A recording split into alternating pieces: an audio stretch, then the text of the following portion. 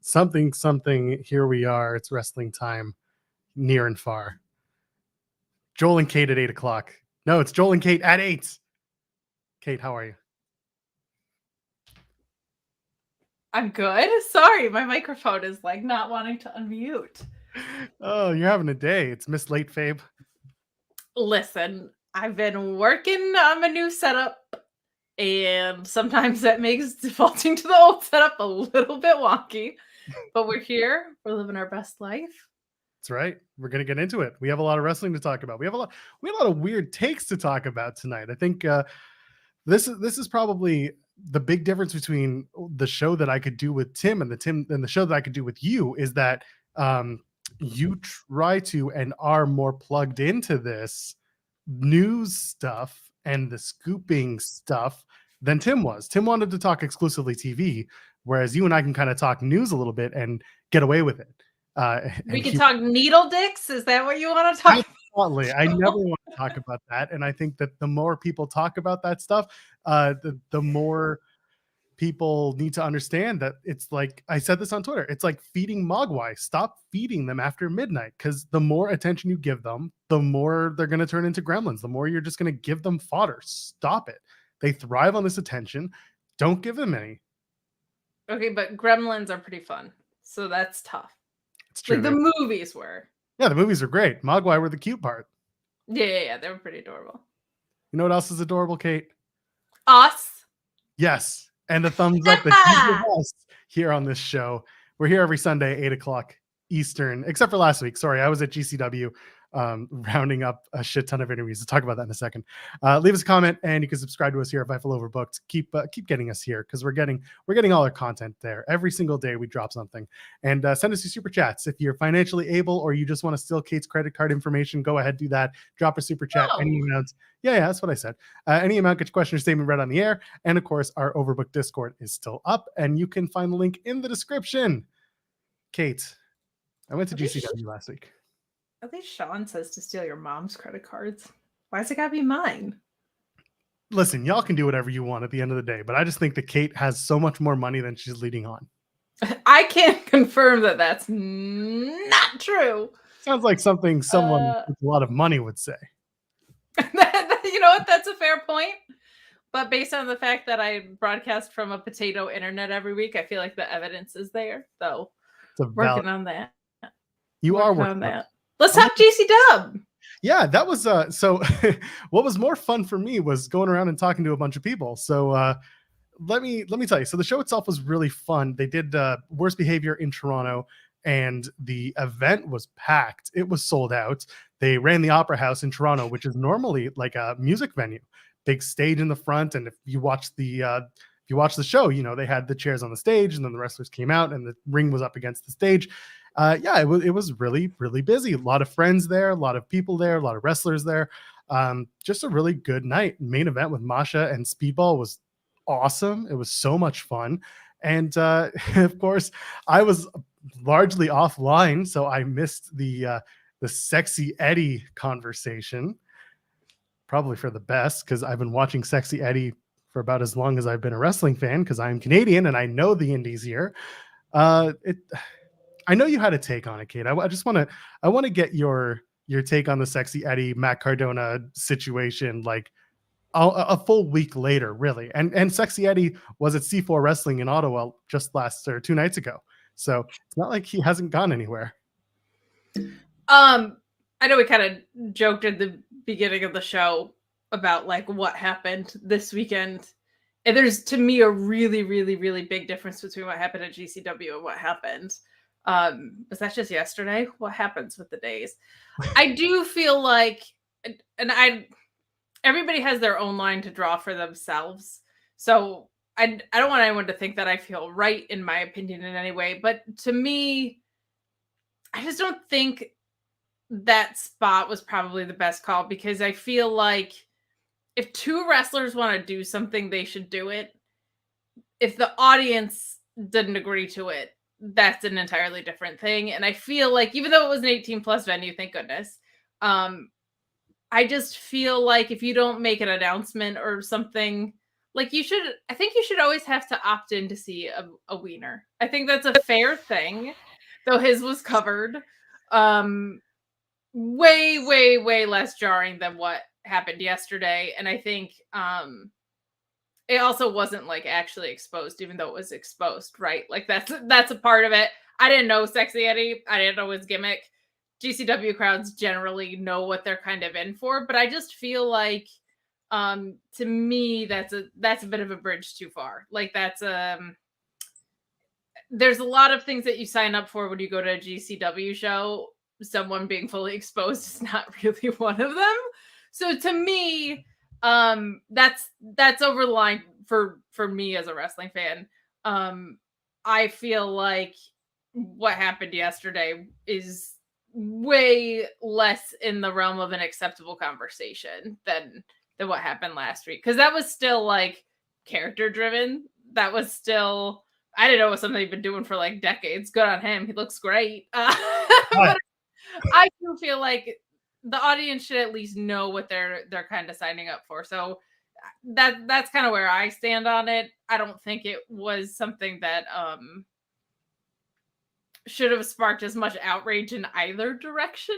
I feel like anybody that is like, oh my God, wrestling is ruined because of this spot, or people on the other side that are, you're gatekeeping wrestling, how dare you? I think both of those are kind of dorky takes, to be honest. I think it's somewhere kind of in the middle, and either side that you fall on with the understanding of where the other side thinks is probably the fairest place to land.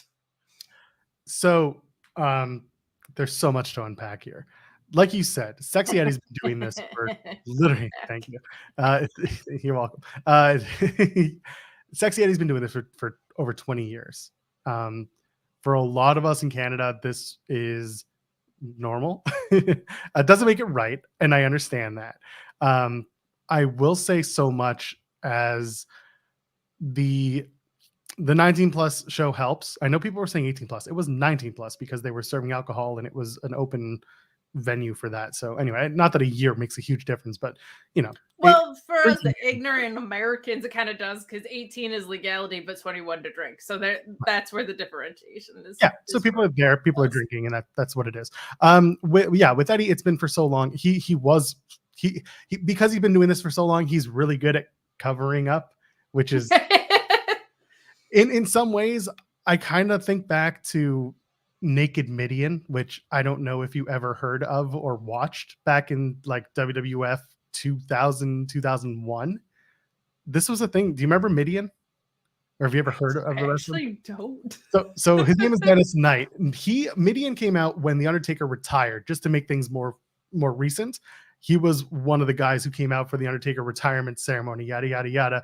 And then everyone got COVID because he came and he had COVID. But that's not important. The point is, Dennis Knight, who was Midian in WWF back in the Attitude Era, eventually had a gimmick where he was called Naked Midian. Naked Midian went around with a fanny pack on and a flesh-colored thong, mind you, but he was still giving the appearance of nudity. Sexy Eddie does hold his D&B while he's doing a moonsault, but he also very much knows how to keep that out of your face and out of your line of sight. It's provocative. Wrestling sometimes is provocative. Again, I'm not going to trample on anyone's opinion. If it's not for you, it's not for you. That's fine. It's jarring as hell sometimes to see. For someone like me, it's funny, but I have a different life experience than someone else who may not find it as funny. So the Sexy Eddie thing was something that I kind of woke up to the next day and kind of scoffed and said, all right, we're done. I don't need to listen to this.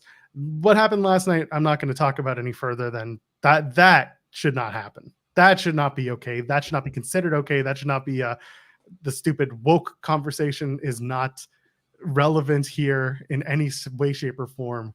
Well, it's not actually a conversation. No, it's not. That's the thing. Yeah. People just sucking. Cyclops better than Wolverine over on twitch.tv/Fightful Gaming with a few bits saying Naked Midian was even in the old WWF video game. They blurred the private parts. It's true, they did. So that was kind of my take on Sexy Eddie. I grew up in the Ontario Indies watching this guy, so it was just funny to watch him work Cardona, and I think I was telling you some of the behind the scenes conversation, which I found hilarious. We won't get into it here, but let's just say that if you guys were shocked at home, Matt Cardona probably felt a little bit more shocked when he had to figure out how to work with the Sexy Eddie and do his thing. But yeah, the night was fun. When Tim and I got there to shoot interviews, I don't know if people who are watching who have been to the Opera House, but I'll give you an idea. It's got a couple of tiers, and it's got a VIP room on the second floor in the very back, but like there's no lighting. Okay, everything is naturally lit. So we had like nowhere to do video interviews in a proper setting. Our first interview was with Effie, and it was great because Effie is so approachable and such a wonderful human being. And he was immediately like, let's do it. Let's go. So like we went upstairs, we did the interview there. And then later on we got Matt Cardona, and Cardona was like, I got 5 minutes and we're going to do it at my merch table. And I'm like, your merch table is at the entrance on like a stand-up bar table as people are walking in. He's like, yeah, you want to do it or not? It's like, shit. So he did it. And that interview drops this week sometime. If you're on Fightful Select, the select portion basically said, I stood up with Matt Cardona in an interview that has basically no news, but we'll get a few headlines. There's one in particular that I know is going to drop. It's going to make some people look once or twice at it. Yeah. Well, you were the least of his concerns if he was wrestling a man who was taken as Taz would say, yam bag out. I'll give Sexy Eddie a ton of credit for two things, by the way. One, his handle ends in 69. You know that I stand that. Nice. God bless. In solidarity with other 69 enthusiasts. Mm-hmm. Second of all, that is just a risky thing. I don't have them parts, but from what I hear, it doesn't feel great when they get trampled. So that's just, people botch moonsaults sometimes, Joel. I mean, forget about exposing yourself to the crowd. You're exposing yourself to the canvas and putting pressure on parts that I've heard you don't really want pressure on. I forget. I was watching Impact. It was either Sacrifice or the show before Sacrifice. Someone did a sack tap, and I was explaining to Cresta how the sack tap is much more painful for guys than a straight up kick in the balls. And like, it's a different feeling. It's like a ripple effect. But anyway, there's like a pause, right? It's like the delayed pain. Yeah, exactly. It was very strange. Yeah. So anyway, so we got through the whole show. It was busy. It was crazy. Ran into John Pollock. Shout out John Pollock from Post Wrestling. And after the show, the people who are helping us out, I give a big shout out to the crew from IWS. They were on top of things. IWS is a Montreal-based wrestling promotion. They're the ones that originally brought in GCW for the shows in Montreal, and then they were partnered again for the shows in Toronto. Their crew is just fantastic. I cannot say enough positive things about them as people, as wrestlers. They brought me and Tim in. They treated us very well to the point where when the show finished, they were like, who do you want? And I'll send them all to you, and go up on the stage while they're doing whatever, and you're good to go. So I just said, I want Joey Janela, I want Masha, I want Speedball, I want just anyone you can throw my way. These are the people I want. So I got those ones. I got Masha, I got Speedball, got Janela. So you'll see those. Masha dropped today, by the way, her first interview as GCW World Champion, which is kind of cool to have. And then Speedball is going to have a lot to say about his stuff coming up at the collective, because he is going on an absolute tear, Kate. He's going to be having 3 matches in one day, and they're all high-profile matches. He's got Tanahashi, he's got Shihiro Airi, he's got Vikingo, and he's got Ibushi. Ibushi at Bloodsport is going to be something that people are not expecting to be as good as it's going to be. And it's going to be. If you look behind you next to your base on the floor, you might see all of the names that you just dropped. Yeah, I had to. I had to. No, it's so awesome. One, that you got to do that, and I'm so glad that you worked in music. I've worked in music. We're both familiar with when venues are uncooperative or poorly run. It makes life real damn hard. And the other thing is, to your point about Speedball, it's kind of crazy to think, like, the run that you can go on as an independent wrestler without being like, none of the matches that you mentioned are high profile television matches, but they are like enormously large, high profile matches. Like Speedball's probably at the top, like probably in most people's short lists, I think, of like on the rise, super over right now.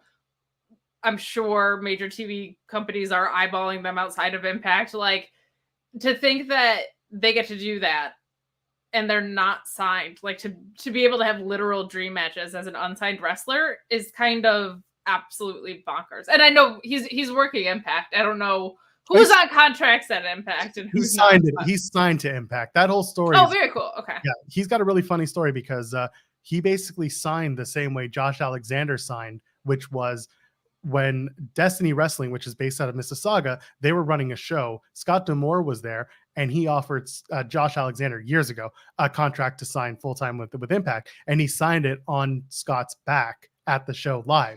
Years later, as Mike Bailey was finishing his 5-year, whatever you want to call it, from being able to wrestle across the border, we talked about that in the interview too. He gave me not a mindful, but like he talked about how he saw his 5 years away from the States or wrestling outside of Canada. He tells me about that experience. But anyway, when that was up, he had a match against Josh Alexander at Destiny Wrestling, and Scott D'Amore comes out after that match, and Josh gives the contract to Mike Bailey, and Mike Bailey signs the contract on Josh's back. So there's a really cute moment in there. A little tradition. So Speedball is signed to Impact. Yeah. That's awesome. I just don't know because their contracts are so funny. They are. I can't even begin to tell you like who works full time or who works what, and like it feels like they're scheduled. Because they'll belt you, like they'll belt you up even if you're not signed there, which I actually think is cool. But usually, if someone's not signed, there's a delineation of like, oh, they're not pushed necessarily the highest, or they're on an appearance deal or whatever. Is usually not the people that are like your key players, but I think it's awesome because then that always made sense to me. Like your champions are out getting exposure for your brand in other places. That's just cool. So it feels like with Impact, I want to talk to Scott D'Amore about this so badly. The way that they kind of run the tapings is they have their core group, the people who are signed, and then they have their special guests that come for every set of taping, right?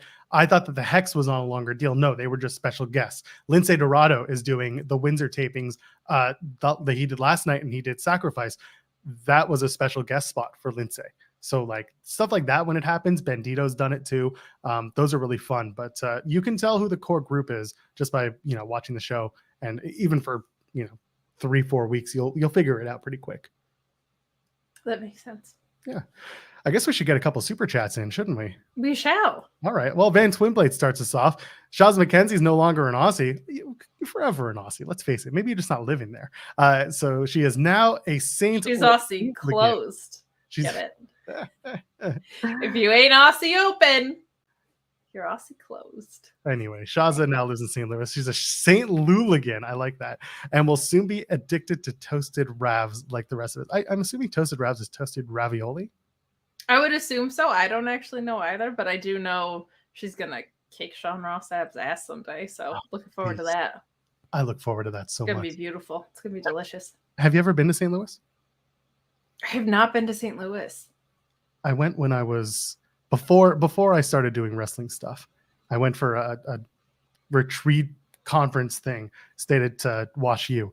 It's a nice place, but it was hot as hell, hot as balls. It was like the middle of August.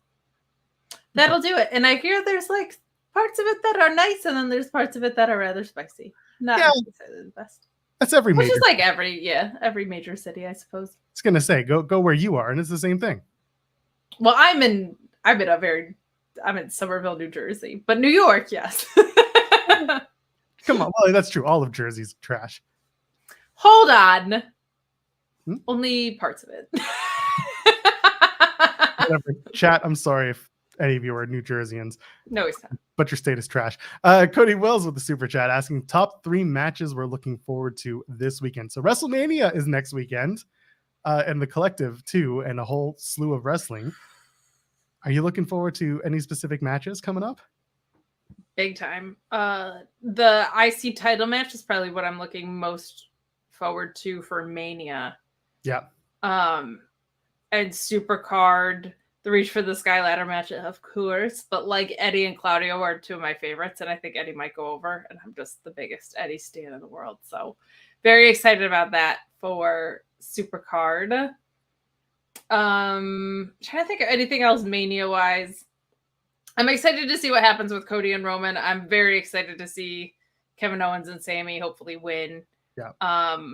But what's interesting to me for Mania, as much as there's like individual matches I'm looking forward to, it's very possible that, I mean, truly it's possible every title changes, but I think it's extremely likely that every title but one will change. And that makes me more interested more in the overall landscape than like necessarily any one particular match. So I think that's just kind of exciting. We haven't had, Roman's almost at 1,000 days. We haven't had a babyface champion in almost 1,000 days. Where's the slate of competitors for that guy? Same with the Usos. Like Kevin and Sammy are going to be super babyface.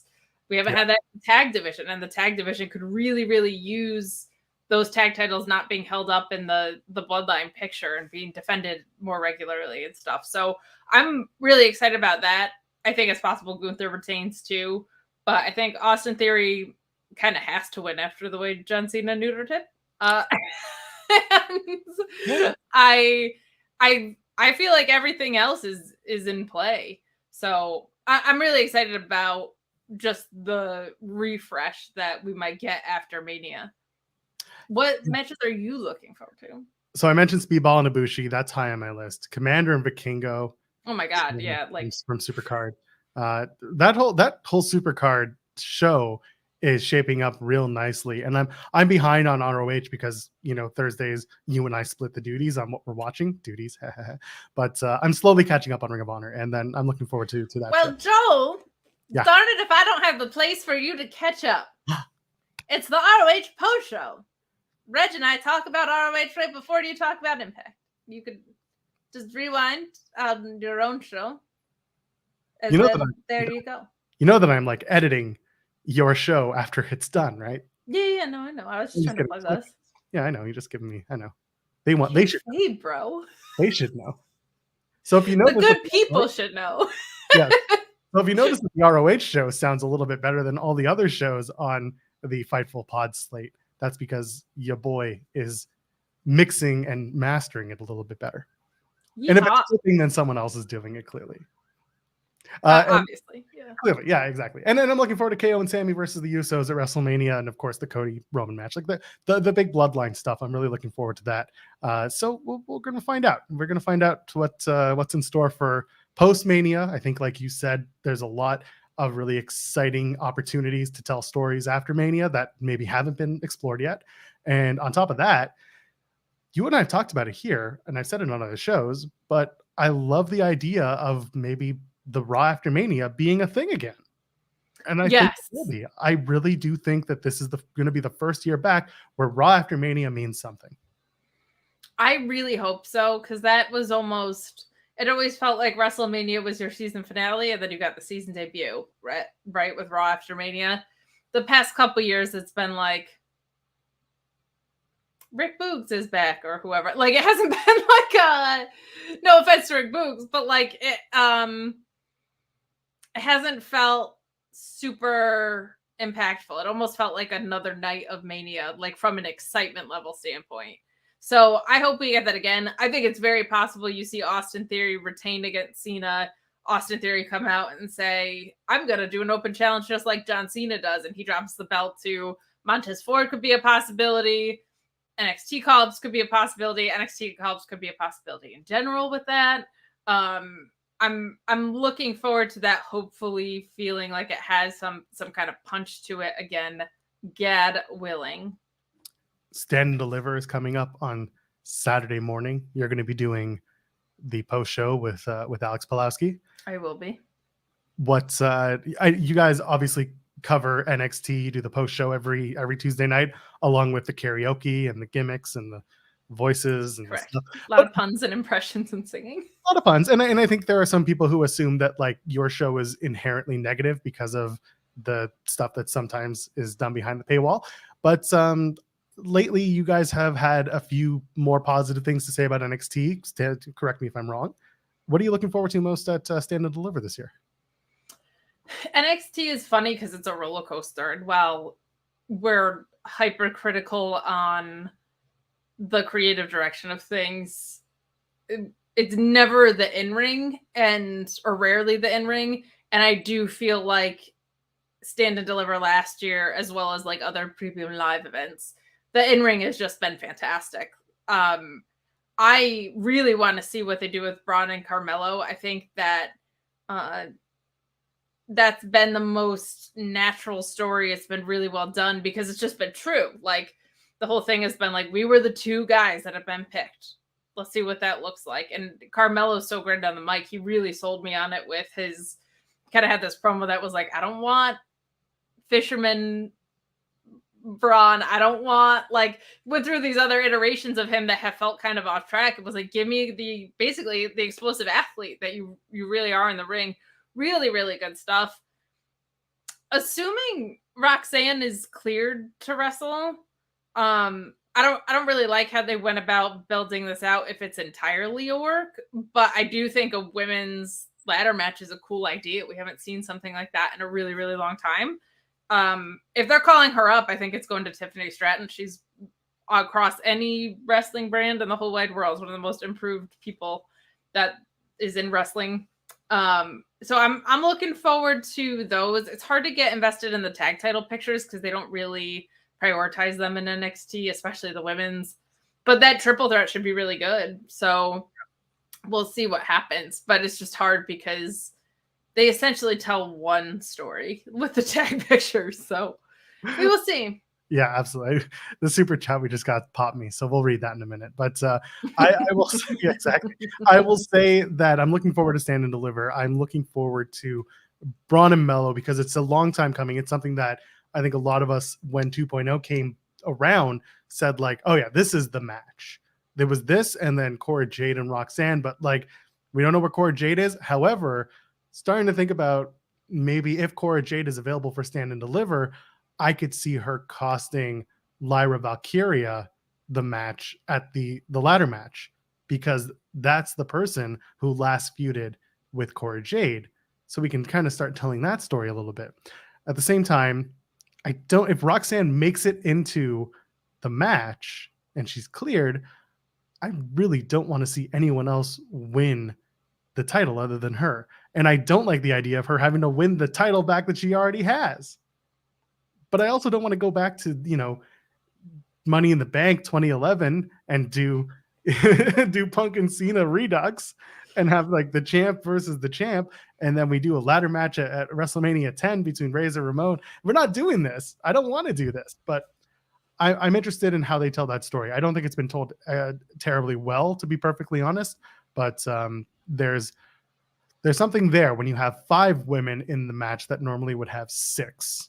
But they're doing 5 for the North American Championship match. And let's I don't know if you've read the spoilers for this week's show. So maybe we won't talk about who the 5th person is unless you don't know who it is. I actually don't know who it is, but I don't mind spoilers either. I'm not going to spoil it either. Who would you like for it to be in a perfect world? Who would win that battle royal? And by the way, chat, don't spoil it. Like, I mean, I would like for Roxanne to win it and keep it. Right.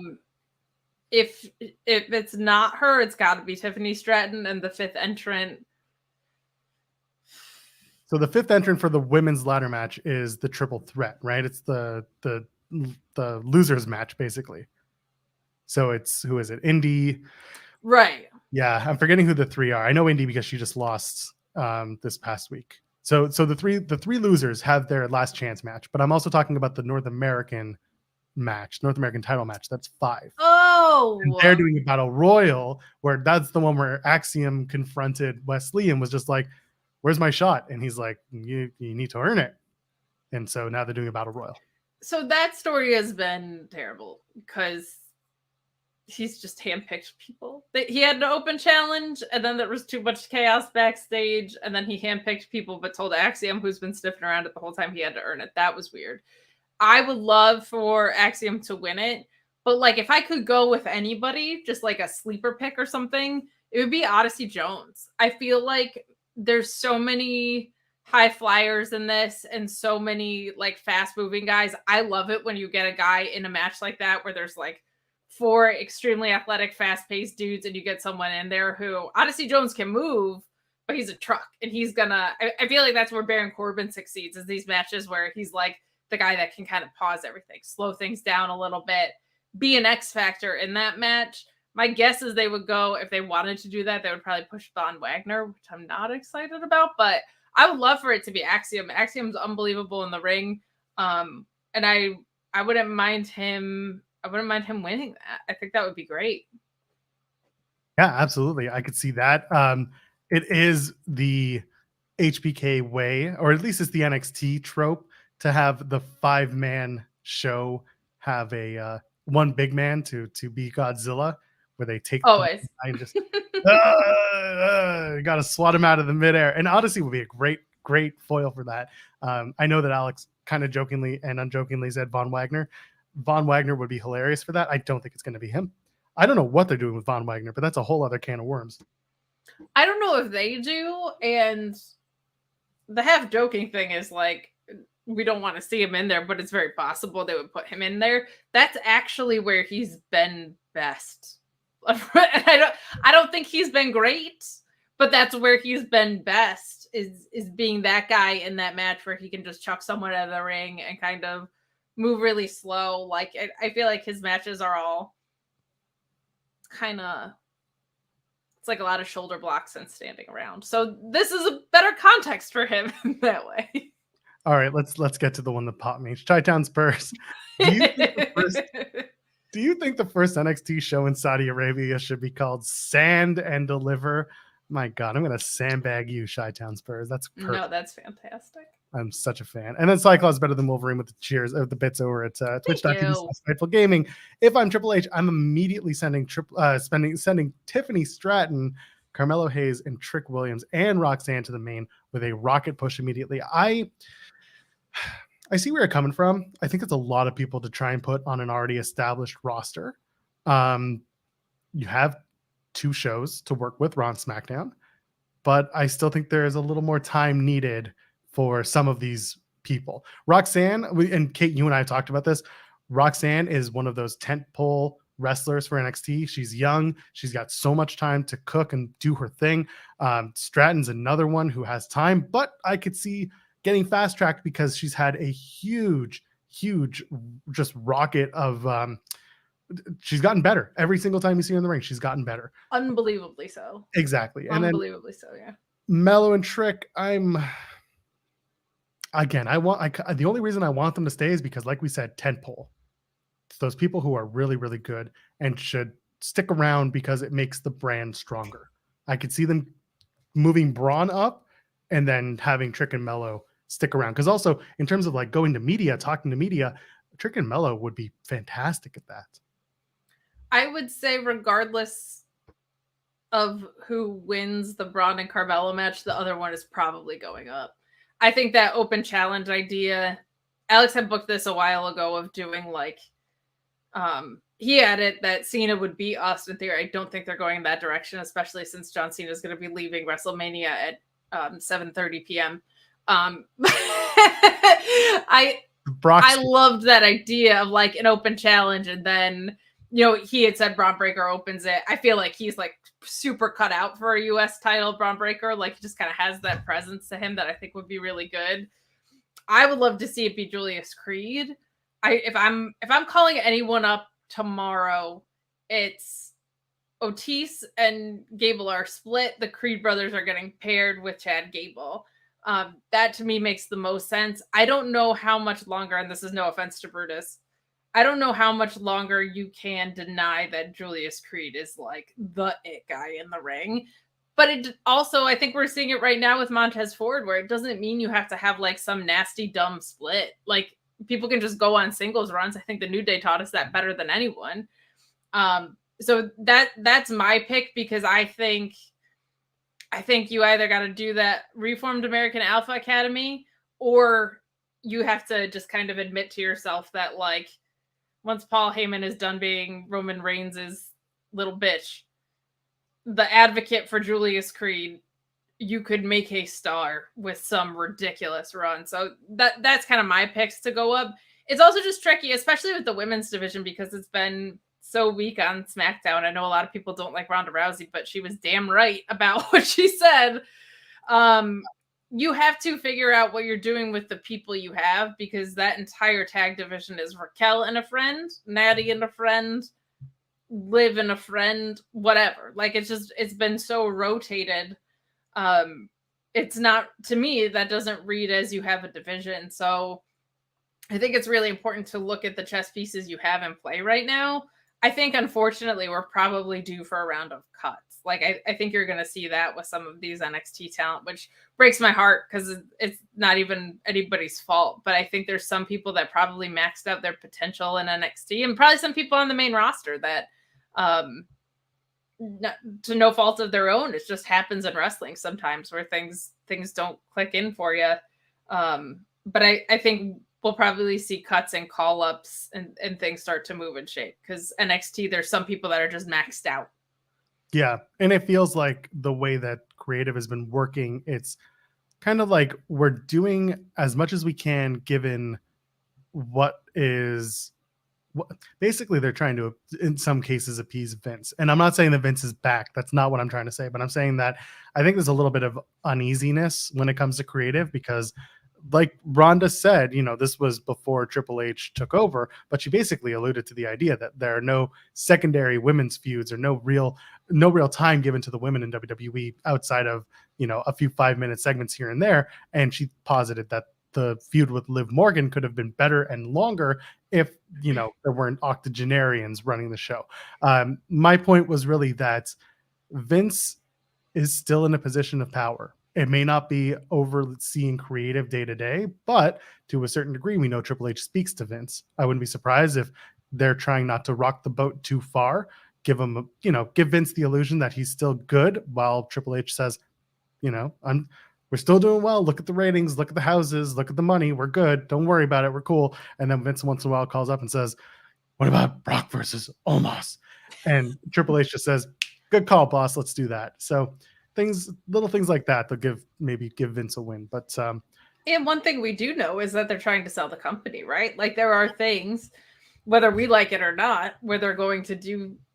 There's nothing more I would rather see than Sami Zayn as a champion.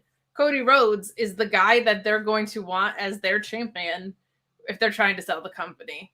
Like, he's the guy that is the look that they want for selling the company. I don't think it's right. I don't think it's the most creatively satisfying. I don't think it's uncreatively satisfying, but I don't think it's the most creatively satisfying. So there are things that just realistically people are going to be put in certain positions because you're trying to sell. So, and that could also come into play with cuts as well. Who knows? So, I think it's entirely possible that Vince might not have like input in that way, but he might be like, hey, we're trying to sell a company. It would behoove us to do X, Y, and Z, or have these people on the front burner. And unfortunately, that doesn't mean Chad Gable probably. Like that. I would love to see him in an important position. I would love to see Gargano in an important position. Gargano is in an important position in our hearts. Our rebel hearts. He's losing to Dominic Mysterio clean on the main roster, brother.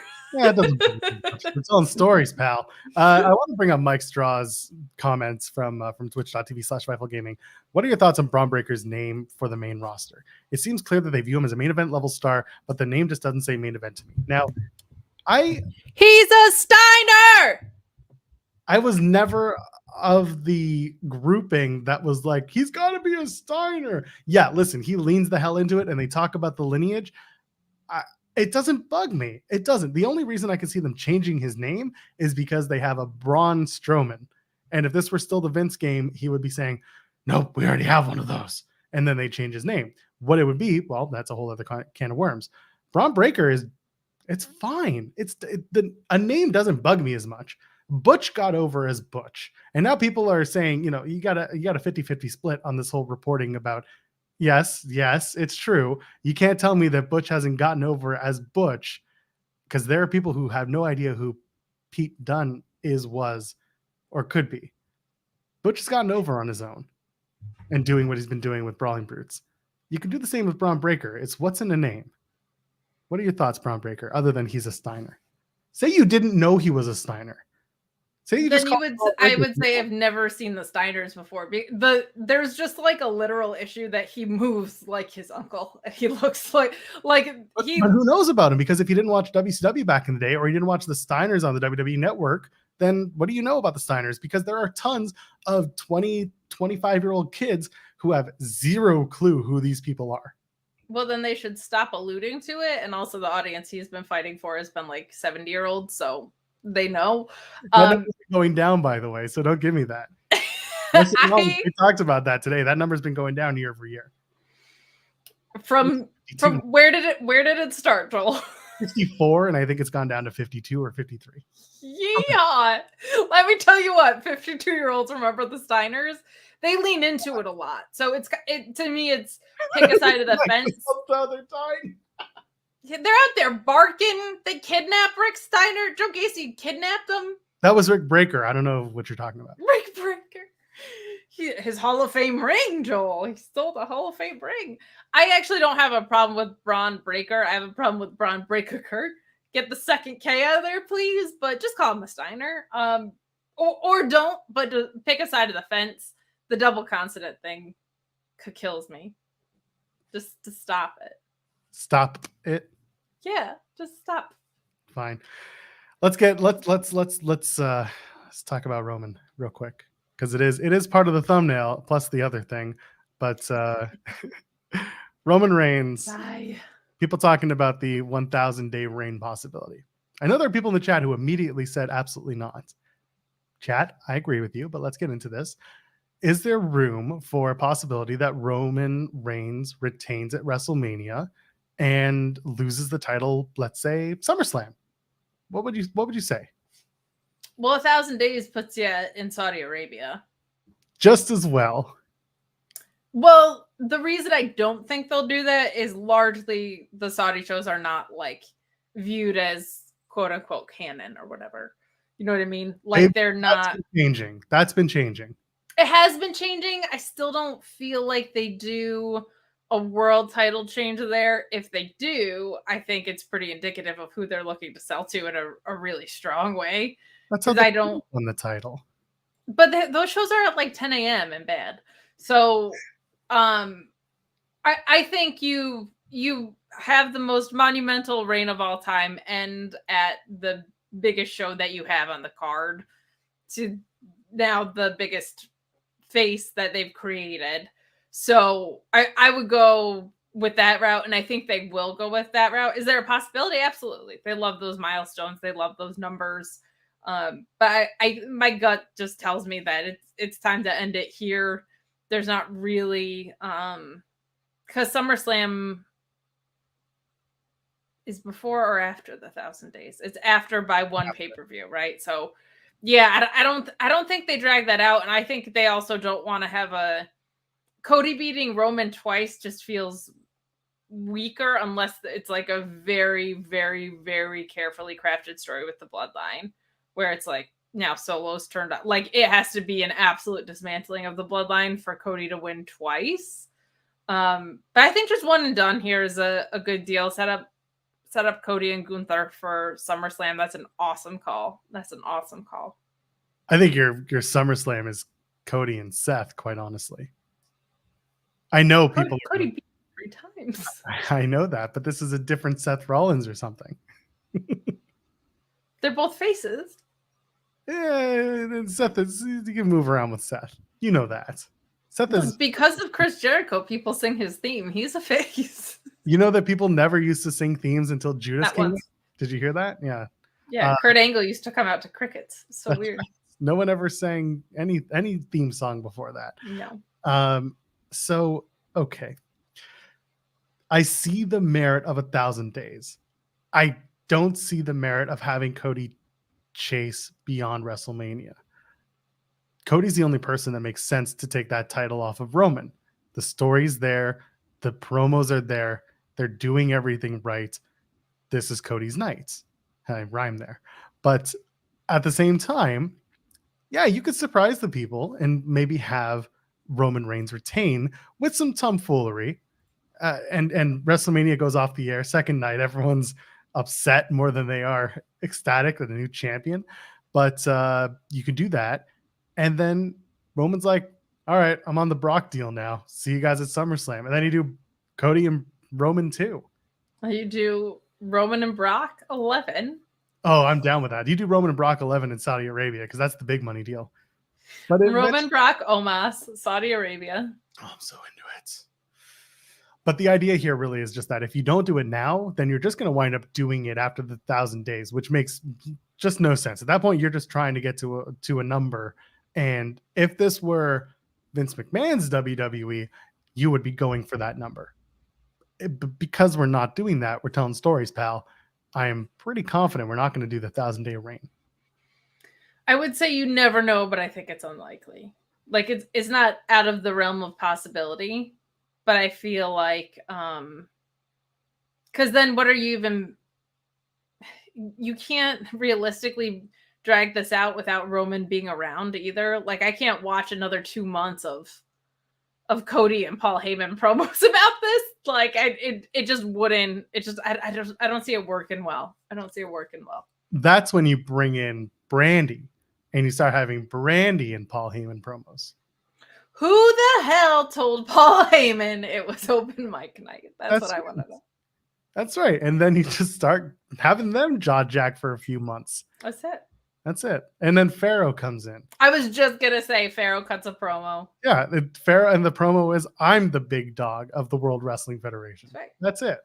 So that's kind of QT Marshall shows up somehow. Oh, I'm so excited for QT. Let me tell you, QT TV, that is the reason people should be watching Dynamite. Yo, it should be lit this week. Did you just do that? Yeah, I did. Are we 13 again? Yes, we are. And you just lost the game. So how about that? Whatever, man. Nailed it. So that's kind of the feeling with Mania is it's going to go off the air with some good feelings and some good vibes, I think, which is nice. I look forward to it. It's going to go off the air with so much pyro. Yeah. An egregious amount of pyro. Yes. What was the Cody quote? Was it an outrageous amount? I don't know, but it's going to be obscene. Oh, I thought you were talking about the Cody quote. Oh, no. I was just saying that as a person. I didn't know. Oh, no. I'm going to find it. Hold on. Cody Rhodes on his WrestleMania 39 entrance. I think you're looking at record-setting amounts of pyro. That's just the entrance. That's it. Adrenaline in my pyro. Anyway, Cyclops is better than Logan with the bits over at Fightful. Twitch.tv/Fightful Gaming. 1,000 days means nothing when Bruno had the belt from the Jurassic era to the 1980s. Let Cody finish the story. He's got the weight belt. I'm surprised people aren't asking where the AEW part of the weight belt is. I'm sure it's just not in the photo. But yeah, did you see the weight belt that Cody posted? I did. That was pretty cool. I'm really jazzed. That's pretty cool.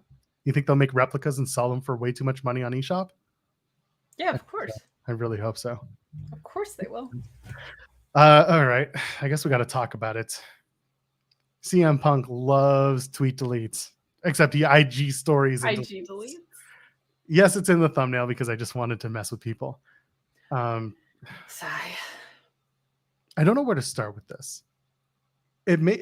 So all of last week, Sean Ross Sapp was talking about how he has this big update on CM Punk, and it's going to be the first time in a while that we've actually talked about him, blah, blah, blah, blah.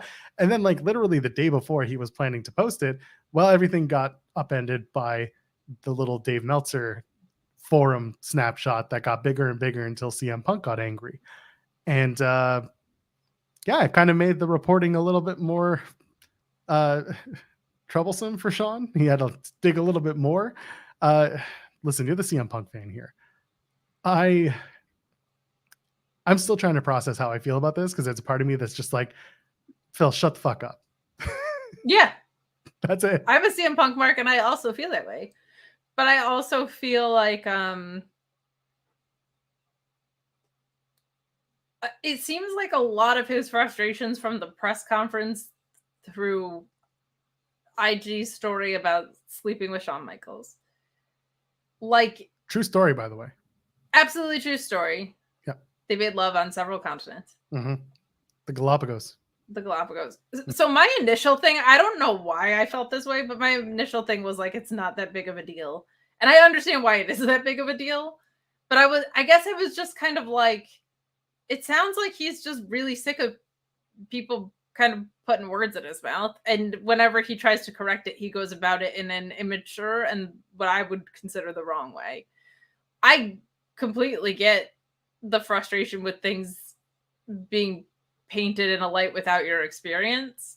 I also think it would help if, I don't know if I want to say this.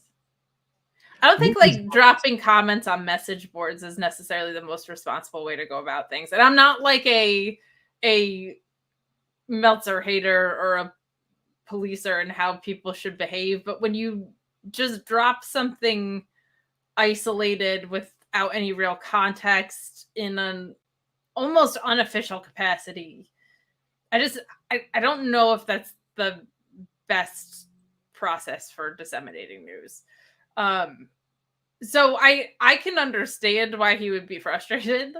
I think this is almost exactly the same as the press scrum, though, in that, while not nearly as severe, I feel like completely understandable sentiment, completely the wrong way to go about it.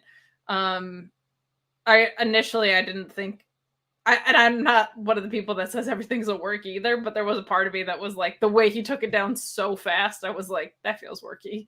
But then it sounds like it wasn't. So I don't know. His wrestling will always be some of my favorite wrestling. I'm sure this affects whether or not he could come back. I don't know how much weight is being assigned to it by other people. That's just like a internal thing that I guess they have to work out. But I would say Ricky Stark's tweet about "Can all my coworkers just shut the fuck up" is a long-standing,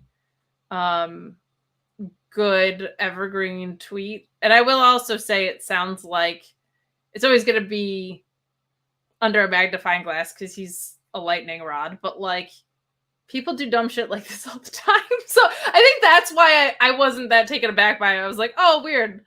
A wrestler airing their dirty grievances on social media. I didn't barely kind of registered, and then I was like, oh, this is exploding like into a thing. So, but he should have seen the Rocky movies. Yes. Have you seen the Rocky movies?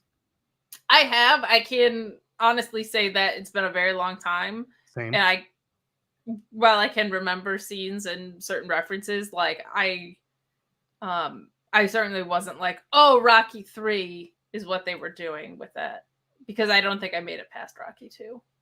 Rocky 7, Adrian's Revenge. That's the one that I pay most attention to. There you go. Yeah. Adrian. Big Damo, December 20th, 2022. Some wrestlers are just effing stupid. I don't know what to tell you. I would say most. Yeah. I think him saying some is generous. That was definitely him being generous, but shout out to Damo because my interview with Nikki Cross comes out oh my God. this week. Where she says very kind Your things. Your back is going to hurt from picking all these names up off the floor. Kate, my back's going to hurt from carrying this damn website all the way across the finish line. I can't even really argue with that. You're really important to what we do here. However, I got quite a jacked up schedule this week myself. Sorry. That's true. I'm so glad I'm not doing that much. The Punk thing just bugs the shit out of me because it feels like he's easily gotten to, which is something that is not great when you're a pro wrestler. Yeah, but also like, listen, how many actors do we know out there who are just very in their own bag and very of themselves, not necessarily saying egomaniacal, but certainly of a certain belief in themselves. I get that. I am a little frustrated that there are almost certainly people out there who are important enough to get to Punk with the gaslighting that they seem to provide for him. I'm not naming names because that's not what we're in the business of doing here. when I read what he wrote, I'm like, okay, you could have emailed someone in an official capacity about this, and they would have ran with this as an official statement. Because sometimes when you just tweet out something randomly from your Instagram and then delete it, the look is worse than the comment. 100%. 100% agree. So I'm sitting there, and how many times in Sean's report does it say we reached out to CM Punk's camp and we heard nothing? We reached out to CM Punk directly and we heard nothing. If you're that pissed off and you decide to go to your IG to put that out there, why wouldn't you just press the send button on an email and give it to somebody who has an official capacity, and again, we work on this website, so therefore we're a little biased, but let's face it, there's a big track record of people who trust Sean to do his job and do it very well. Why wouldn't you want the guy that does his job and does it well and is very well recognized by his peers and others for doing the job? You fucking homer. Or whatever. No, I'm just kidding. But like you're right in that. But my guess is, and I'm far away from being in the mind of CM Punk. Don't even try. But I will say, I can imagine situations where you just view wrestling media as a block, and you shouldn't. But like, if this is something that started in wrestling media, I could see him being like, well, I'm not going to wrestling media to fix it. I'll just put out my own thing. And then, I mean, he took it down so fast, it almost feels like he was still going to edit it or something and posted it, whatever. Like, it went away. It wasn't like he left it up for a minute and, like, gauged reaction. He immediately took that down. I don't know if that was a play. God bless him if it was. But I think he probably views that as, like, that's been the root of the problem in his entirety of AEW, right? Like, that's where he felt like it started in the first place. I disagree with that. There's so many varying degrees of quality with any news outlet. But I think if it started with that, like,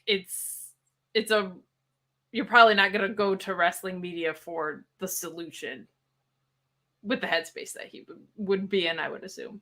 Yeah, that's a good point. That's something definitely worth thinking about. I'm just, he's not backed into the corner he thinks he's backed into is really what I'm getting at. And he continues to kind of back himself into it because, again, that's also been, he said this in interviews, like he does kind of have that mentality. Yeah. He's always been, I'm the only one who can do me. Someone has to teach him that there are other ways to do you that are not detrimental to literally everything around you. So, yeah. Yeah, and I think it's unfortunate because of the timing. Like, it sounded like there was headway of people kind of like meeting in the middle, and that I'm sure set it back on some level. It just depends on how much weight they want to assign internally to that. I thought Jericho's response was absolutely hilarious. Oh, absolutely. And I'm not the biggest Jericho fan, although he did catch one of my tweets last week. And I didn't tag the motherfucker. Someone else tagged him. Son of a bitch. And I saw like the Chris Jericho liked. I was like, no. He does. He engages a lot. He does. Like he's liking and retweeting out on the streets. He's got a lot of time on that bus of his going from town to town. He sure does. What else do we have to talk about here? Oh man, we got into a lot of WrestleMania talk. We talked a little AEW in that CM Punk stuff.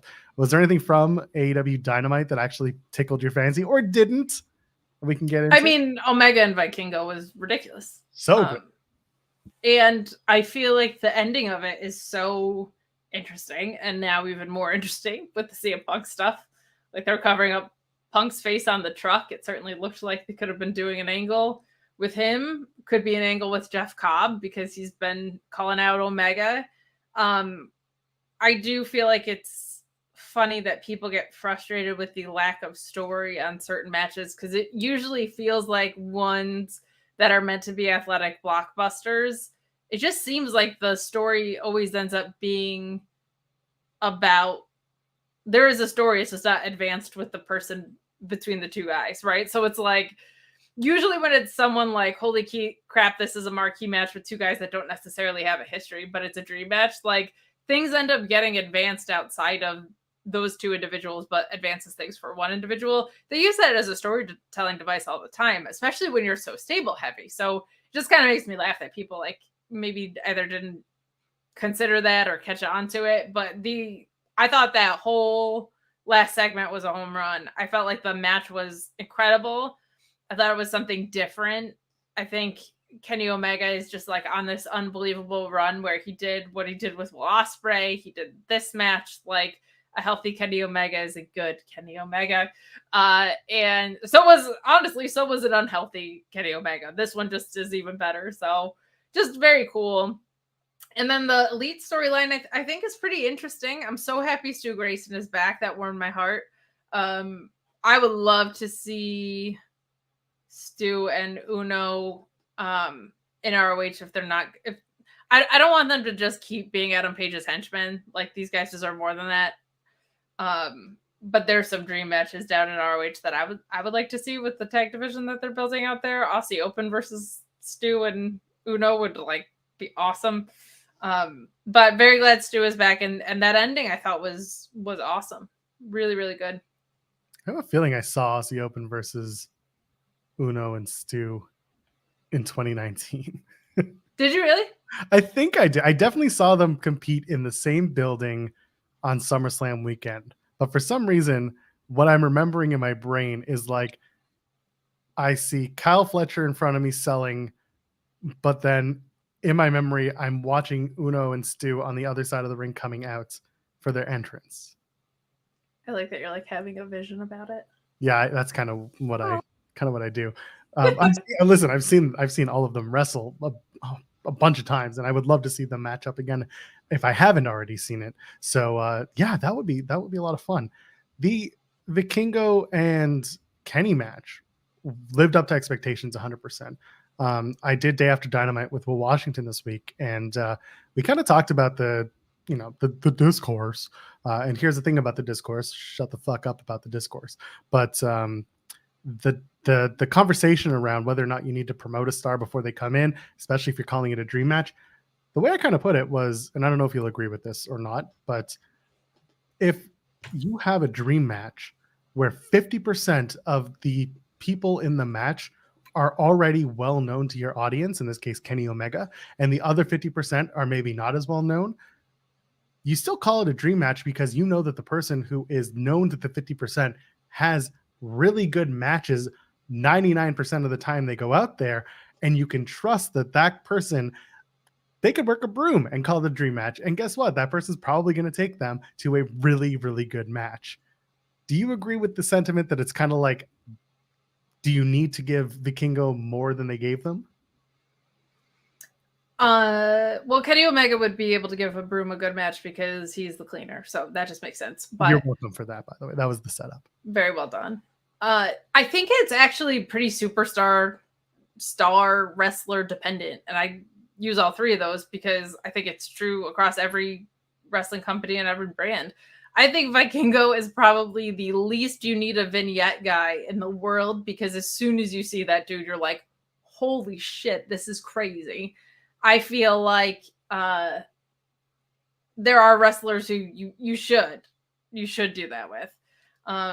Ones that maybe need a little more context, because I don't know, you don't want to just throw a spooky context character out there with no lore, right? That would be weird. Or guys, yeah, or guys with a little bit more traditional of a moveset where you want to just give ideas on who their character is. The thing that cracked me up about the vignette discourse is that everybody who is complaining about the lack of vignettes is someone that knew who he was already. I did not see anybody who was like, I'm so frustrated because I don't know who this guy is. It was all people that are like, they need to do vignettes to introduce people. And it was like, definitely people who already knew who he was. But I think it's wrestler dependent. And I think Vikingo is not one that you need that with. I think pretty much from his whole presentation with the tunic and the, like, before he even steps foot in the ring, that guy's got your attention. And then what he does in the ring, I mean, my God. So, and you also weren't starting a feud with him. Like, even look at what they did with Action Andretti. No one knew who the hell that was, but he beat Chris Jericho. I wouldn't have wanted vignettes for that. I want that to be my first impression of that guy. So I think context and who the wrestler is a really, really important part of that conversation. I think everybody who was talking about it for the most part is a big dork because they're the ones who already knew who it was. Yeah. And on top of that, like you said, it didn't really matter to the larger story going on in AEW with the Elite. The Vikingo match was great. And then 1, 2, 3, Kenny wins. And then they sweep Vikingo out of the ring so that they could do Blackpool Combat Club. And that's fine. Like the story here is Adam Page and the Elite and the Blackpool Combat Club and what's going on there. Vikingo was just a means to have Kenny in the ring when it all goes down. And that's fine. I liked it. The idea that really is in the back of my head is like, how did Don know? I think the call is coming from inside the house, and I think Don has a deal with Blackpool Combat Club. Not saying he's going to be their new guy, but it feels like Don's going to be involved somehow with giving them information. Do you think we might have a heel Takeshita out of this? I wouldn't hate it. Don's been recruiting him. I kind of like that idea. I feel like Takeshita fits in with the Blackpool Combat Club really well if they did want to go in that direction. I just really like rooting for Takeshita, but I'm definitely not opposed to that thought. It is kind of crazy, though. He's so over. I feel like almost want to keep that rocking and rolling. But I also wouldn't mind putting Takeshita in Ring of Honor for a little bit and letting him kind of keep building what he's doing. Not for a long time. He doesn't need to be there for a year, but have him go for a pay-per-view cycle.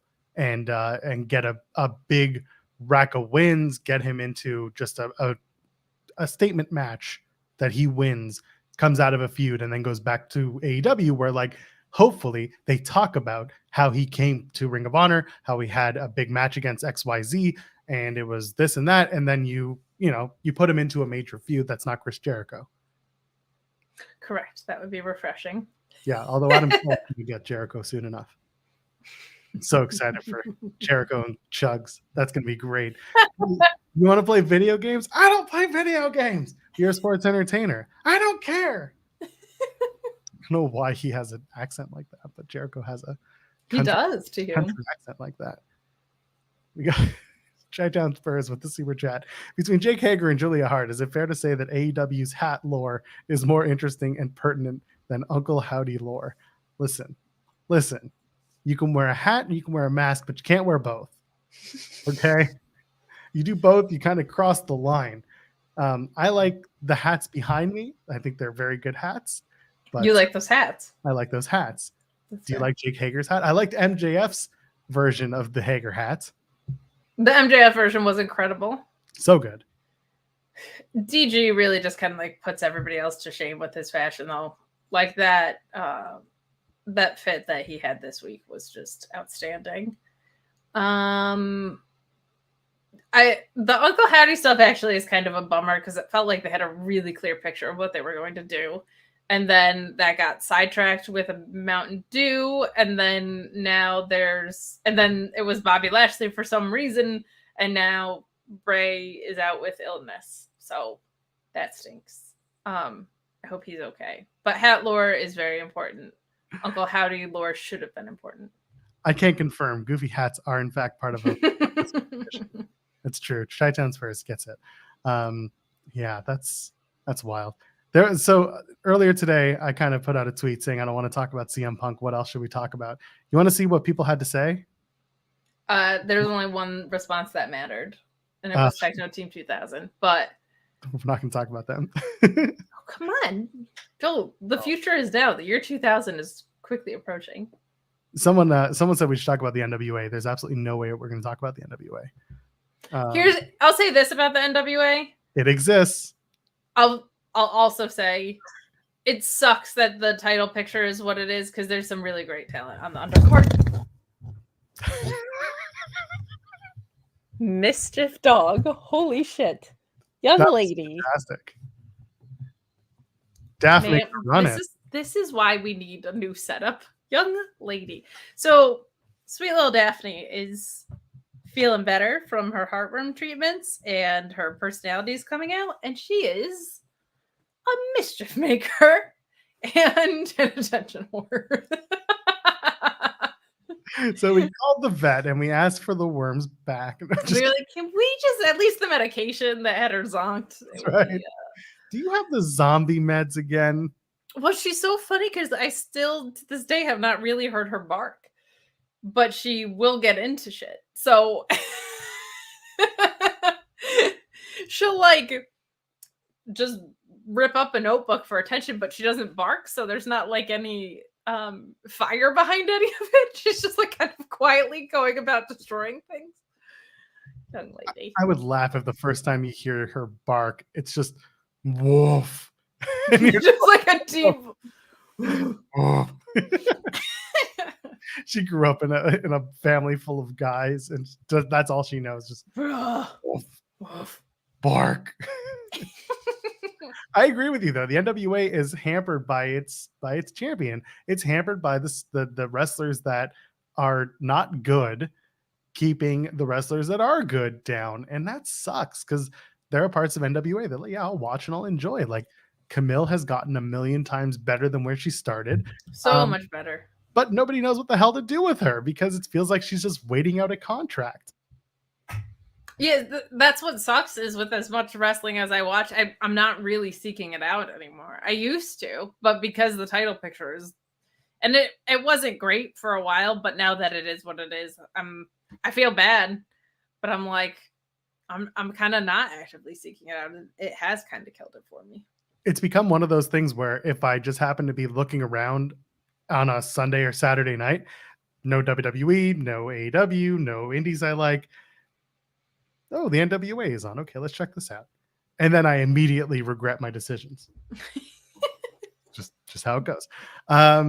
We can touch real quickly. Someone had mentioned the injuries to Josh Alexander and Mickie James. That sucked.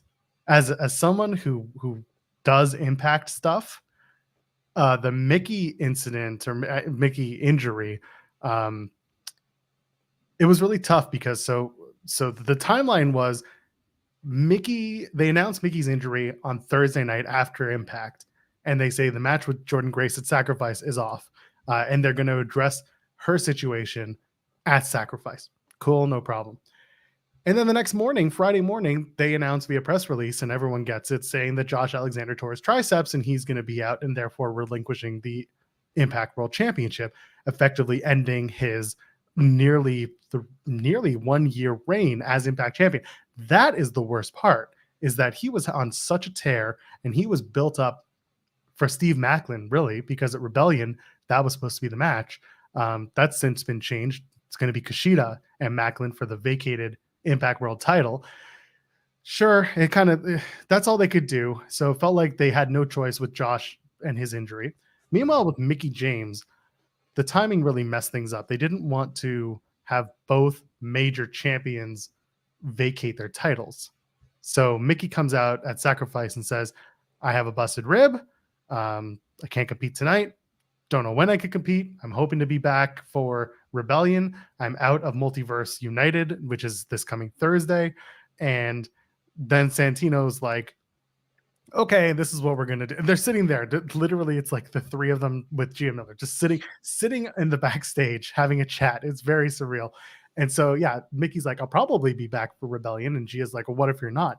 And then Santino's like, well, what we're going to do is we'll have a 4-way at Multiverse United where the number one contender is decided there, and they will face Jordan Grace for the Knockouts Championship there. If Mickie James can be ready in time, it will be a triple threat. Yeah, for the Knockouts title. So either Mickie wrestles at Rebellion or doesn't. Feels like she's going to regardless if she's ready or not, and she'll just kind of work lightly depending on where she is. But I don't know. What's your take with Josh and Mickey's injury statuses? Oh, it just sucks. It just sucks. Mickie, of course, but Josh Alexander, what a run he was on and has had. There's very few situations where the title makes the performer and the performer makes the title. I feel like that's exactly what happened with Josh Alexander. That's rare. The last person I can remember that happening with was probably Miro. But this has been one of those situations, and it's just always really special when a wrestler is over because of how good they are at wrestling. Like, that's also pretty rare. Josh Alexander is one of those guys. Bryan Danielson's one of them. Tag-wise, FTR is probably one of them. They just got over for putting on great matches. I thought FTR were over because the bald guy has a really successful podcast. FTR Bald does have a really successful podcast, which, according to the internet, everybody is legally obligated to listen to, whether they like it or not. So, including AEW Legal, to whom he sends transcripts. Correct. Yes. Just putting that out there. So, but when you combine all those things, you had like a really special thing going for Josh Alexander. I feel like it was probably time to maybe start winding down his reign anyway, but it would just have been nice if, this incredible reign was all for something to lose, that there was a story that I got to go out on. But at the same time, when he's back, he'll be coming back for that title. So that rules. Yeah. Steve Maclin's awesome. My thinking is they'll probably go that route instead of Kushida, but that match will be great. It just sucks. There's like a lot of really great stuff that happens on Impact, and his was one of the few things that I feel like people weren't just catching up on, like people were actively tuning in to see him. So you would know better than I, but it just has always felt that way, that if people were tuning in on a consistent basis, his wrestling and reign were a big part of why. There was definitely that. Going back to Maclin, what's most frustrating is that it felt like Rebellion was going to be his crowning moment. And they had just really started planting those seeds properly for the feud that Josh and Steve Maclin were about to have. Maclin was talking about being obsessed with the title and with Josh Alexander, because Josh kept winning and winning and winning and beating everyone in his path. And they started showing Maclin watching from the sidelines or from the backstage every match. He was scouting him. They were starting to bring that into play, where it was going to be Maclin is so well prepared that he's going to take down and be the only guy, the first guy to take down the Impact World Champion, since he won. Since before he won, even, he was winning matches. So like there was such a good story in place, and it sucks so hard that now they have to tell it in a different framing. It feels like they're the way they played it off at Sacrifice was that Kushida tapped out Maclin, and it feels like Maclin was just shook because like he doesn't know Kushida at all. Now he's got to like learn everything about Kushida to win the title. It's a really strange story that they're going to have to try and tell and sell in the next 3 weeks. But yeah, it sucks when when your main champions go down like that. And on the same episode, right? It wasn't even effectively, yeah, because I don't know in terms of the Mickie stuff. I was told it was the last tapings. I know Sean reported that too. What's frustrating about that is that they waited for so long to get that out there, but because Mickie was part of matches up until the last episode going into Sacrifice, that was kind of like, we can't say anything publicly. Sure. Because, it's all taped. And then the Josh stuff, I don't know when it happened. I haven't spent enough time going through his cage match to be like, when did he last fight?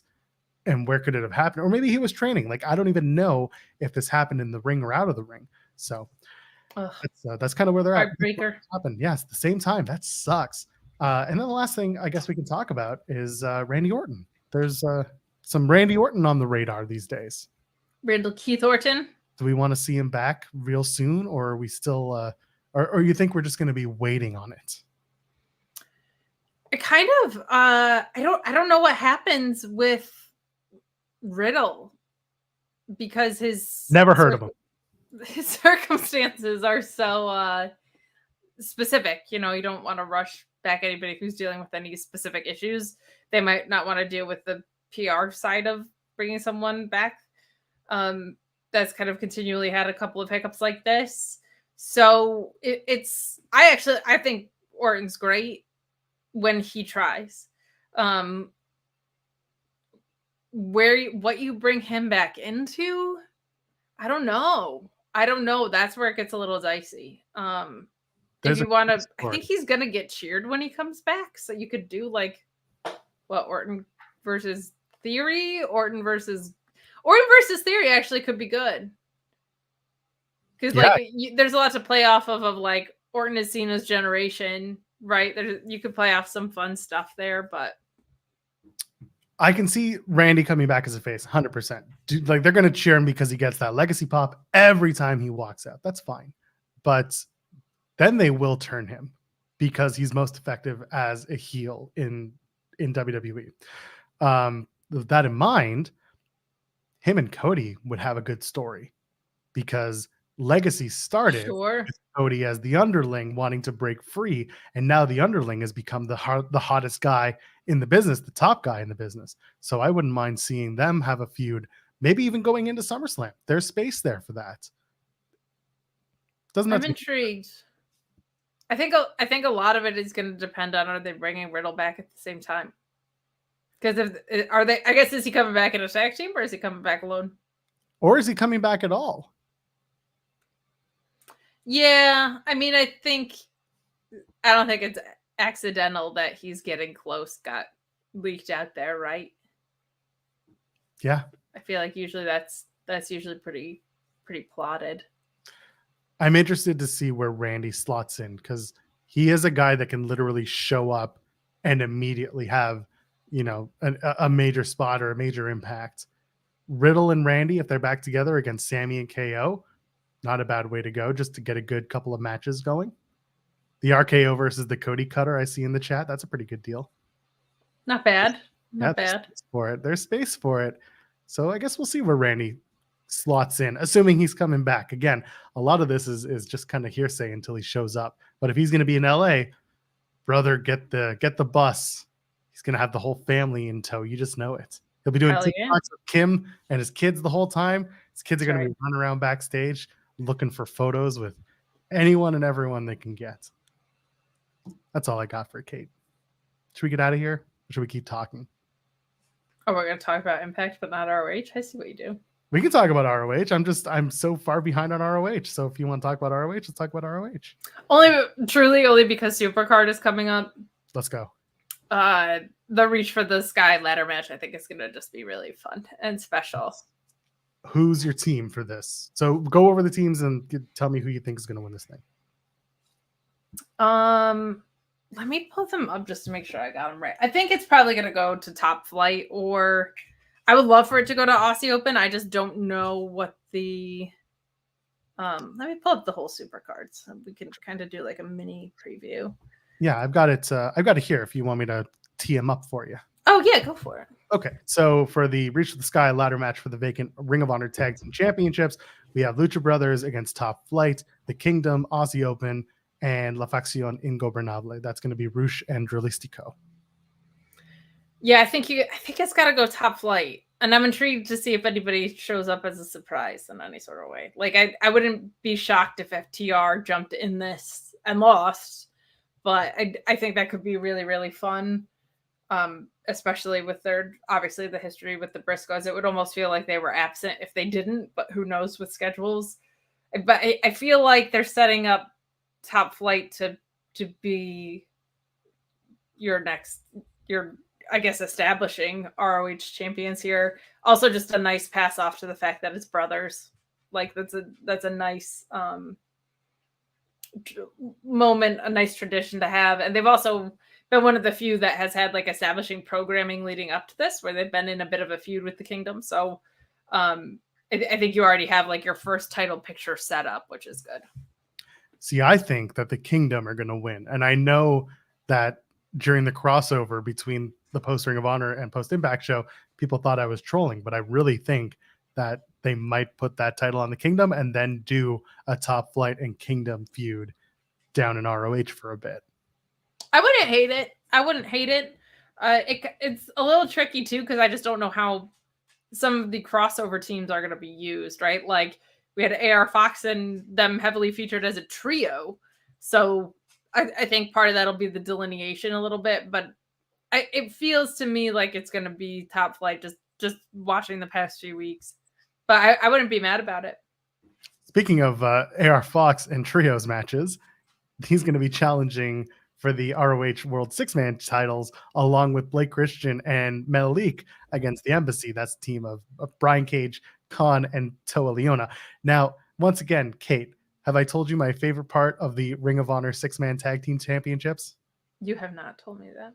every single holder of the Ring of Honor 6-man tag team championships since Tony Khan bought it has not been a full-time roster member or signed in any way, shape, or form. There's always one, and in this case, it's Brian Cage. That's the X factor here, right? Like, I think Yes. that makes it kind of tricky. It feels like they should retain based on what we've been watching, but that might just be because I'm not like fully bought into this trio of Metalik and Blake Christian and AR Fox, because AR Fox was just kind of like rented for this angle, it feels like. So Very strange. It is an odd choice. My guess is that the embassy retains and that hopefully they've worked something out with Brian Cage. My other guess is you've got Dalton and the boys challenging whoever next and being the ones to ultimately take it off of them. Yeah, we'll see where we go. But I mean, I can see the embassy retaining, and then that's that. Maybe start playing around with the embassy a little bit more in terms of like just the members or even storytelling with the embassy. I'd like to see more of that. Will embassy where it goes. For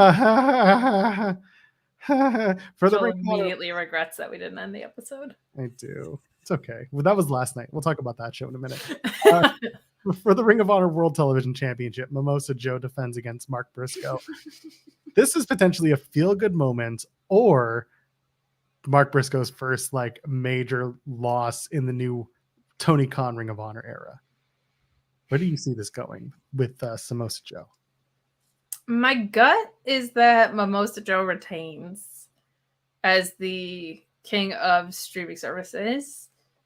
I just think he's such a great stronghold to have there with that belt. And I feel like you could do something really compelling about Mark, not being prepared for action in Ring of Honor without his brother. Like there's ways you can go with that. I wouldn't be stunned if it went the other way. I think that could be a really, really fun way to go about it. You'd also have Samoa Joe spiraling. This is another thing where I feel like it kind of just depends where they want to book Samoa Joe, like which show you want to book him on. But with his history there, Danielson saying he wants to go home, there's so many possibilities that you could have there. It just feels to me like Samoa Joe retains. Samosa Joe loses to Mark Briscoe, shows up on Dynamite on commentary the next week wearing a poncho. I'm in. Let's do it. I'm in. All right. I think he also could just be a nice member of QTV. He has unfinished business with Hobbs. Oh, that'd be so much fun. Let him run QTV. God. Yeah. Let Samoa Joe doing it. Yeah, let's do that. I could see Mimosa Joe retaining and Mark Briscoe suffering the loss. I could see that. It would be fine. It depends on the placement of the card and of course what else is going on. I'm looking at all the other title matches and like that. Yeah, there are certain things that it's like if this happens, this happens. It's a game of chess. So let's move on. Athena defends the Ring of Honor Women's World Championship against Yuka Sakazaki. I have nothing on this match. I just expect Athena to retain. Do you have you probably have a lot more to say? No, I think you're right on that. Most of the Athena time in ROH has been more spent with Willow and Odd Willow, and she's not the one that is chasing here. But Yuka, I think, they were just doing some work on Dark, so they pivoted to this, which I think is good. I think you're probably going to build up a loss to Trisha Dora or someone like that. Maybe Sky Blue. She's been getting so many reps. But I don't see Yuka being someone that's sticking around ROH, so I don't see her winning here. But this version of Athena is awesome. I kind of wish it was being built in with this Outcasts thing that's happening. She'd be a great piece. Sky Blue is an interesting character because she's like 0-28. And this is like this year. She doesn't win. When I was on Day After Dynamite, I kind of said, what if they do blood and guts with the women? Sky Blue's on the team and she ends up getting the win. That's going to skyrocket her. No pun intended. Oh. And I like that idea. Yeah, I'm mad at that. It was one of the ideas that I had alongside the one we talked about with how we get to Britt and Jamie splitting up. But maybe you don't even need to do that if you can get Sky Blue to get the win. And that would start giving her a little bit more moving forward and start building her as a major player in AEW. But with Athena, this is the right spot for her right now. This is good. She's doing really good stuff in Ring of Honor as this character. I I think she's been great. I just feel like the AEW main could use a heel like her. They don't have a heel that's doing what Athena's doing really right now. But I'm not mad about it. Like I watch both shows, so I'm happy about it. But this reign's been awesome. She had a great proving ground match with High-End. Proving ground matches are just like one of my favorite devices in wrestling. It's so much fun to have like it's such an easy excuse for how to build out a possible contendership. But really, really fun. I think Athena retains here though for sure. Let's move on to the Pure Rules title on the line. Wheeler Yuta against Katsuyori Shibata. This match should be really good. I expect Wheeler Yuta to retain. I wouldn't be surprised if Wheeler Yuta cheats his way to retaining the Pure Championship. But Shibata is going to beat the living daylights out of Yuta throughout the entirety. What do you think is going to happen? Yuta's going to retain. This is some of my favorite work I've seen him do. I feel like using the whole point of Pure Rules is that you have more rules, and he's finding ways to cheat within and around them, which is just very fun as a wrestling fan to watch. Definitely he's going to retain. I wouldn't be shocked if his next challenger is someone else from the LA dojo based on where this is taking place, and the story that they've built out has been, I don't want one of the students, I want the teacher. That's how we got to Shibata. But I would not be surprised if someone else from the dojo came out to challenge. Bad Dude Tito versus Wheeler Yuta. No? I'm in. Let's do it. Tito was great on the Impact pay-per-view this past Friday. So awesome. Him and Shane Hayes had a good match against Ace of Base. For the AAA Mega Championship, El Hijo de Vikingo versus Commander. This match came out of nowhere, was announced, and this is going to be a really friggin' fun match. The fans win. Yeah, like that's it. Doesn't matter. Yeah, I think in cases like this, usually the champ retains, right? This is just like something that they sprung up on us to give us a dream match here. This is the ECW brings in two lucha stars to go absolutely hog wild for your enjoyment. But where are the vignettes? On the internet. They're just gonna... The other thing with the vignette discourse is like you can just go YouTube shit now. This is not like the 80s. You're asking too much, Kate. People don't use the Google. I literally have people on Twitter being like, wait, what happened with this and this? It's like, there's a search bar on Twitter right in the top corner. Huge pet peeve of mine when people are like, wait, what time is that on? Like, tweet that. It's not. I'm like, I will never respond to that. Not once in my life. Finally, for the Ring of Honor World Championship, Claudio Castagnoli takes on Eddie Kingston. There's so much going on between Claudio and BCC, between both brands, that like you can put this into. There's so many different ways this can go. And again, going back to how other matches play out, Mimosa Joe most specifically, that if Samosa Joe retains, we might look at a new Ring of Honor champion. If Mark Briscoe wins the World Television Championship, Claudio might retain the world title. I think Eddie goes over. I had been feeling that way, especially because he quit.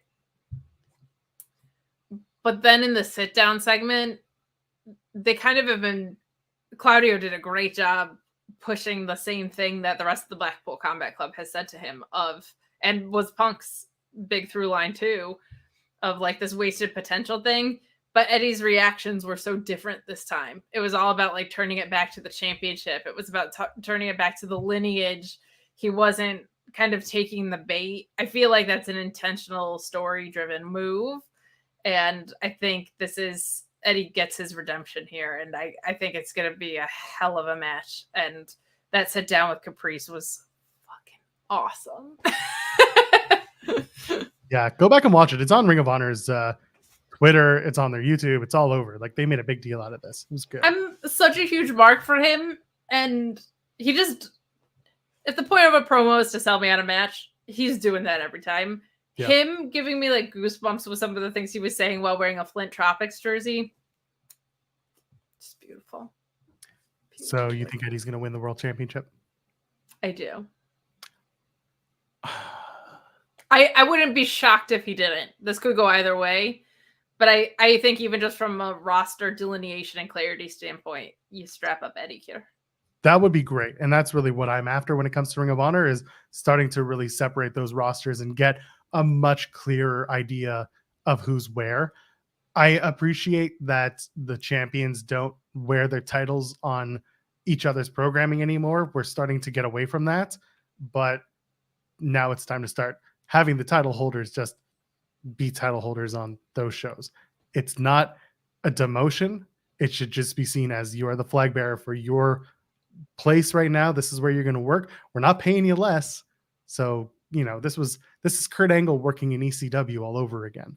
This was someone saying, like, someone's got to build the brand. So Kurt, you're going to do that. That's how I see it. And I think when Eddie Kingston does come back up to AEW, he probably has the ROH title and is facing MJF. I don't hate like I'm a champion, you're a champion. Let's fucking battle. I think could be really, really fun. But that's the Forbidden Door match. There it is. There it is. Ring of Honor versus AEW. That's your Forbidden Door. Who needs Okada versus MJF? That's boring. Who needs that? That's not fun. I would like to see Okada. I want MJF versus Toru Yano. I think that would be the match. Oh my goodness. Imagine. Listen, Toru Yano beat Moxley, so I think he's got to play here. Okay, I'm in. Let's do it. One last super chat, and then we're going to get out of here. From G-Bro, go watch or listen to my show with Jeff Hawkins. Me being Joel, I'm reading the super chat. Myself and Jeff Hawkins last night, because there was no newsworthy this week since Jeremy was tending to some family matters. Everything's good there, which is great to hear. We, instead of doing newsworthy, I called up Jeff Hawkins and I was like, hey, Jeff, let's talk about WrestleMania gimmick matches. And then we spent an hour and a half not really talking about WrestleMania gimmick matches, but still talking about WrestleMania matches from the past. So there's your hard sell. Go watch it after the show. And Kate, plug away, and let's get out of here. I don't know why Jeremy couldn't make the show if he was just watching the show Family Matters, but I'm glad that everything is okay. He's a big fan of Urkel, okay? Let him be a big Urkel fan. Yeehaw! I don't know. I'm a mess this week. You can find me This week? I mean, always, but now I don't have Sunday is also double day. It's gonna be a whole thing. But Monday you can find me on Fightful Select doing the Raw Sour Graps post show. Tuesday on the NXT post show Sour Graps on Fightful main channel. Wednesdays at Mark Order Pod for as long as I can stay awake. God knows this week. Thursday doing the ROH and Impact stream, which we get to hand off. Me and Reg handed off to this feller and the wonderful Cresta Star. Friday, I think what's happening is I'm doing the ROH Supercard post show. You're gonna have Robert Dude Felice on the main with Alexis Cardoza, and you will also still have Sour Graps behind Fightful Select paywall. Saturday, Stand and Deliver post show on the main Fightful Select for WrestleMania Night 1. Sunday, maybe Joel and I will be back here, maybe not. But I will definitely be on Fightful Select doing Night 2 post show for WrestleMania. Who's doing the night WrestleMania post shows this year? I don't know.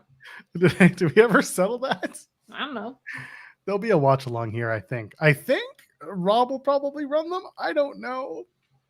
This is a weird time of year now because for those who don't know, my kid was born, his birthday's on Thursday. So WrestleMania time has now become like, does daddy do work or does daddy celebrate birthday? So the roads to your son's birthday seems awful. So we'll see where that goes. I would like to do a show on Sunday with you, even in the afternoon, where we can talk about WrestleMania Night 1, talk about stuff we watched on the collective, talk about some super card, whatever it is. We'll figure out some time. If I got vocal cords, I'm there. That's the problem. Who's gonna have vocal cords? What am I doing? I'm light, but I'm not light this week. I've got the run sheet with Ella J. Go follow us at the Run Sheet Pod. We drop an episode every Wednesday. I don't know if I'm doing anything on Thursday anymore because Impact is supposed to be live, but also that's right.